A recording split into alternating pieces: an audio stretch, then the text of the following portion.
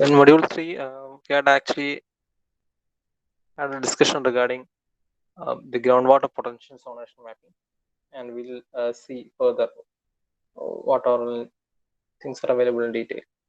So here actually all these things are taken from some case studies that has happened around our country. So we'll see how GIS have helped these researchers in reaching their goals. So groundwater potential zonation by remote sensing and GIS techniques and its cost relation to the groundwater level in coastal part of Arani and Korattalai river basin in southern India. So this is the case study what we are talking about. So let's see what are the objective of the study. So the first objective was to delineate the groundwater potential zones of this area using remote sensing and GIS techniques. So agriculture, industry, and domestic water users in the North Chennai region depend upon pumping of groundwater from Arani and Korattalai river basin. So these two river basins are very important for both agriculture and industrial use. So no attempt has been made to make use of remote sensing and GIS techniques to identify groundwater potential zones. So this is the reason why these people have done a research on the same, because they were trying to incorporate remote sensing and GIS techniques to identify the potential zones of groundwater. So, and the next objective was to map the spatial distribution of groundwater potential zones in these two river basins and to assist the proper development of groundwater resources in the area. So all these were the objectives of the study, and we'll see how remote sensing and GIS have helped them to achieve their objectives. So this slide is about a small description about the study area. And this, what happened is like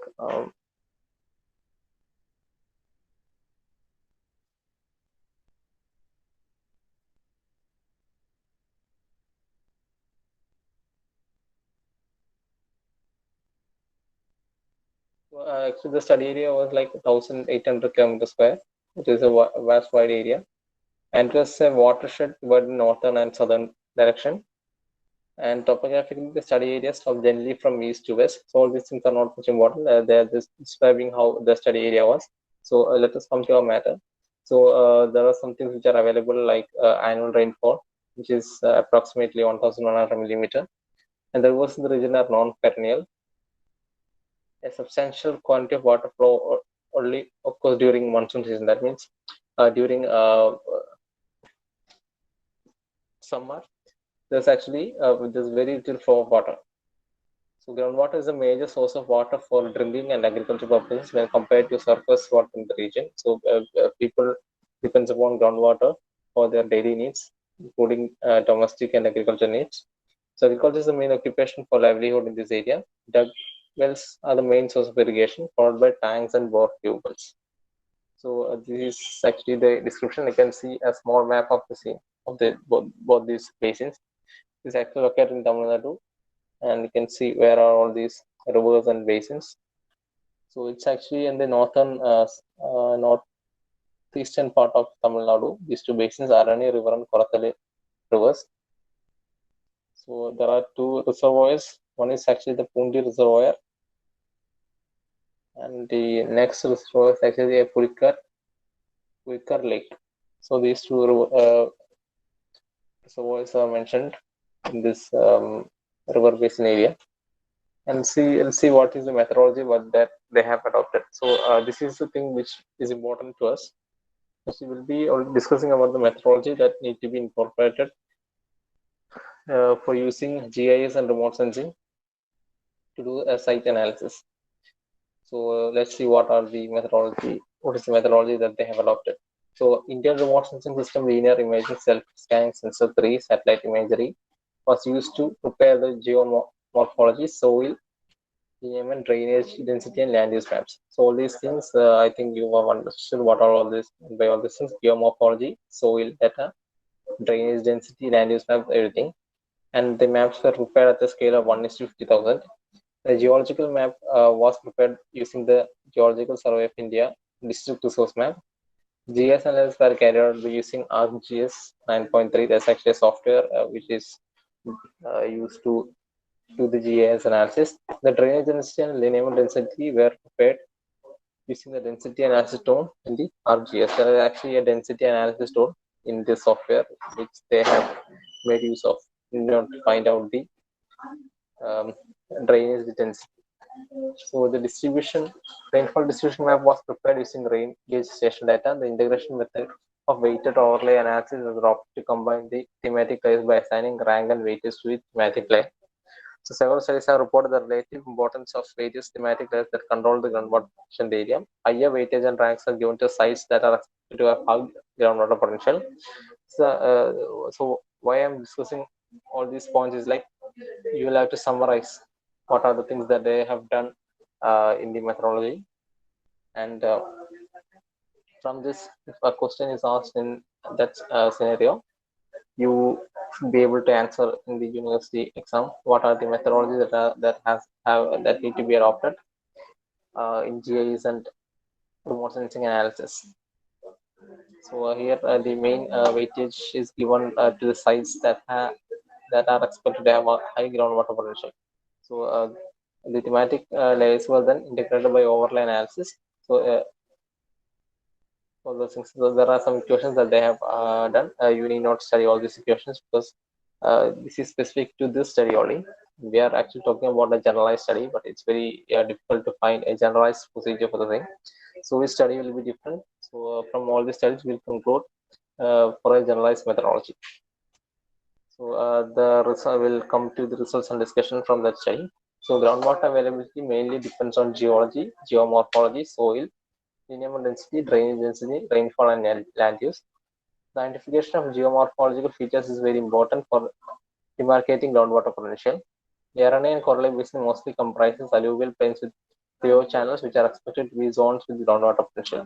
So this basin will have some alluvial plains with paleo channels, and these paleo channels are expected to be the zones of groundwater potential.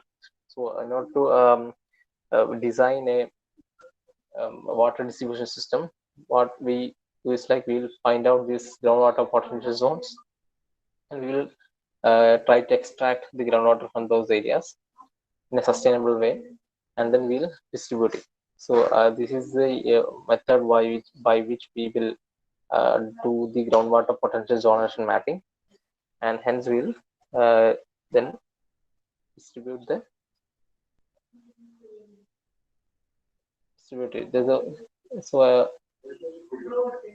The thematic layer is very important due to the presence of paleo channels and deltaic plains, which are potential zones of groundwater storage.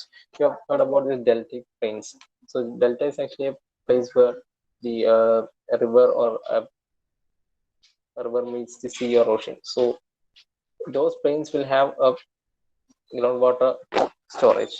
So all these areas will be given a higher weightage when compared with other areas, and we will design the water distribution system based on zones having higher weightage. So you can see these, there are two maps, there are two figures included. The first figure is about geology of study area, Chennai city and southern part. And the second figure is about geomorphology of the study area. So you can see what is the type of soil. That's actually the geology of study area. In the left figure, you can see the type of soil available, and in the right figure, you can see what is the type of plain that has been used. So in the left figure, there are things like a river and water body, black clay under sandy cover, calcareous gritty sandy soil and clay. There are different types of soils mentioned, and on the right side, there are different plains that are mentioned, like alluvial plain, coastal plain. So alluvial plain is basically all those plains which comes close to river. So along the banks of the river, we can find this alluvial plain. It's mainly based on the deposits from river, and we can see this coastal plain along the coastal area. On the right side, it's the Bay of Bengal. So we can see the coastal plain on the right side, and then next is the deltaic plain. You can see some deltaic plain too. So this deltaic plain is the place where this river meets the sea. There will be some delta will be formed, and the geomorphology of that particular area will be designated as deltaic plain. So there will be some delta over there, and there are some other things like denudation hills, river and water body, paleo channel. So there are some paleo channels also you can see, and there are some pediment, pediplain, valley fill, etc. So all these things you know, just understand.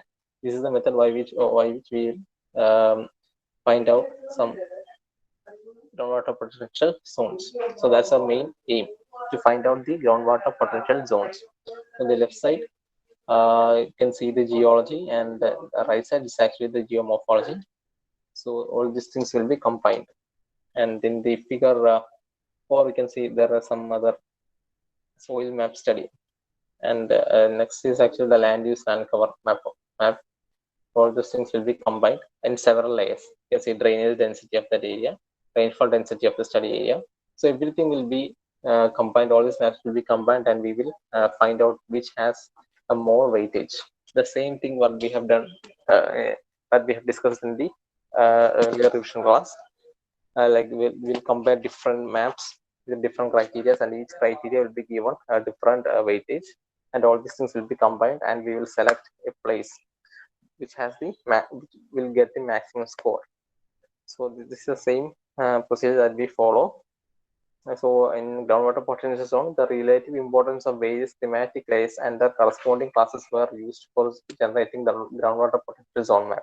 So the relative importance of various thematic layers, same like that we have discussed in the earlier revision class. Each thematic layer will have different importance. So in some cases, in this case particularly, we see this deltaic plain will have a higher weightage than that of other things. So even though this has a special type of soil in that particular area, the probability of finding groundwater in that soil will be less when compared with that of the geomorphological plane in that area. So hence the geomorphological study will be having a more weightage than geology. Similarly, the rainfall distribution, it will have a different or higher weightage than that of soil map study, etc. The soil map in that area. So hence, different criteria will be made, and we will give different weightage to each criteria. Here, if we notice, the highest score might be given to rainfall distribution. So the rank and weightage of individual thematic layers and the mean and standard deviation of CSI was given for arriving at the groundwater potential lab. And the study area will be classified into very high, moderate, and low groundwater potential zones. So this is the basic methodology that they have done. So you can see this is the potential distribution of groundwater potential zone of study area along with the groundwater level and well fields. You can see this is how they can classify this groundwater zones into several zones, like high potential zone for groundwater to low. You can see along the coastal areas, there's actually a low potential for groundwater, because you can see the groundwater will be contaminated with the salty water from the sea. Hence, the groundwater will be of low quality in these coastal areas. And if we see on the left side of this map, you can also see some low areas which has a low potential for groundwater. So those are the hilly areas where there are less rains, and hence it will be difficult to extract groundwater. All these areas will have low potential for groundwater, and the highest, very high, is marked with the violet color. You can see that's the color code for very high probability of groundwater. You can see it will be along the two rivers, along the banks of two rivers. So if we compare it with the, you can see this is the thing. You can see that the areas which has the highest potential for groundwater is along the banks of these two rivers. So this is the way how we classify all those things. So and next is including medium, all those things you can identify from the figure. And there are also something mentioned like well field, groundwater level, everything will be mentioned. See here itself we can see all these things which those contour lines which have been drawn and they are marked with groundwater level. That means if you dug a well in that depth, we can find groundwater. So this is the um, lines that indicate the depth at which the groundwater is easily available. And there are some well fields mentioned here, and can see this Pundi is actually marked as a well field. That's actually a reservoir. So if you dug wells around that Pundi reservoir, you can easily find groundwater. So this is the way by which we can do the mapping for groundwater potential zones. So a groundwater table contour map and the locations of existing well fields were overlaid with the groundwater potential map. It is observed that in very high groundwater potential zones, the groundwater table is reasonably flat. Further, to identify that the existing well fields are located in regions with high groundwater potential zones. So all these things were the conclusions made from this groundwater potential zone map. And to meet the increasing demand and prevent seawater intrusion, new well fields may be formed in other high groundwater potential zones, especially in the western region of the Pundi well field. This study demonstrates the application of remote sensing and GIS techniques for integrating surface and subsurface information in a rapid and cost-effective manner, which may assist in locating sites for the development of groundwater well fields in the future. So this is the main thing that we were talking about. How remote sensing and GIS has helped them to find out potential zones for groundwater. And this thing, this was the thing regarding groundwater potential zonation mapping. And next thing, what we are going to discuss about the hazard zonation mapping. So let's see what is meant by a hazard map. So hazard map is a map that highlights areas that are affected by or are vulnerable to a particular hazard. They are typically created for natural hazards such as earthquakes, volcano, landslides, flooding, and tsunamis. So hazard map is actually a map that gives an idea about the vulnerability of that particular area to a particular hazard. That hazard can be from earthquakes, volcanoes, landslides, flooding, or even tsunamis. So hazard maps help prevent serious damage and deaths. So why, how this hazard maps prevent serious damage and death? You can see. So this is the hazard zonation map of India, and in which you can see in the legend you can see there are some drought prone areas, hot desert, cold desert, flood prone areas, and several area affected by cyclone and storm. So all these things they have mentioned in this uh, hazard zonation map of India, and there is some risk map attached to it also. So if you notice, you can see there are a lot of drought prone areas in the map which are marked using which are marked in yellow color. So all these areas are prone to drought, and hence it will be necessary for us to provide irrigation during summer season. And the next area is actually this lined area is actually area affected by cyclone or storm. So our area in Kerala is actually affected by cyclone and storm. The legend is having some mistake. It should have been given in lined marks. So these areas along the western coast and the Malabar coast, and also the area in between in the major part of Tamil Nadu and Kerala are affected by cyclone and storms. So we have seen in previous years, like in 2018 and 19, how cyclone and storm have affected our daily life. So this is actually the hazard zonation mapping. We have mapped the various areas which will be prone to that particular hazard. So there is actually a study. So we'll discuss about this hazard zonation mapping with the help of a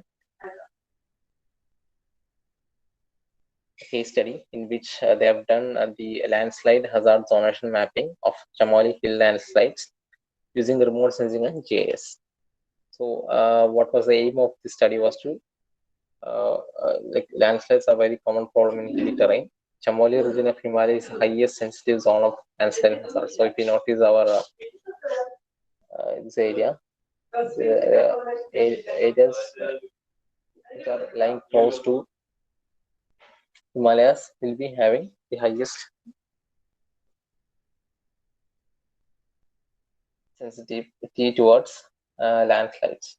So the purpose of Chamoli landslide study is to observe the important terrain factors and parameters responsible for landslide initiation. So to generate the lithological, geomorphological slope, aspect, landslide, drainage density, and linear density mapped into remote sensing and GIS measurement. This is the main objective of the study. And the study area is actually the Chamoli district of Garhwal in Himalaya. And another objective was to establish a GIS-based modeling portion of Alagananda River catchment. There are deep gorges and rugged mountains cover the entire region. The maximum elevation is 4,627 meters and the minimum elevation is 8,836 meters with respect to the mean sea level. So you can understand how hilly all these areas are, because the highest elevation is around 4,600 meters, and you can notice in our area in which college is located, the maximum elevation is around 200 meters.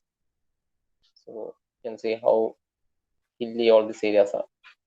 And we'll see about the methodology. So there are two categories of all work in which preparation of all thematic layers in remote sensing and GIS environment. We're using ArcGIS and ERDIS software. So all these are softwares which help us in analyzing data using GIS. So you need not focus on all these softwares.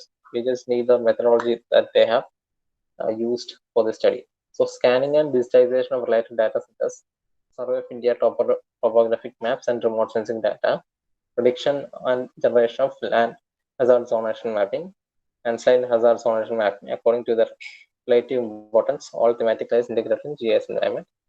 So there are some results they have found out.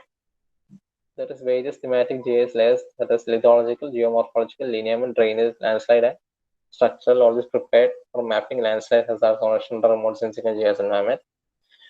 So various thematic GIS layers, including drainage, landslide, the structural stability of that soil.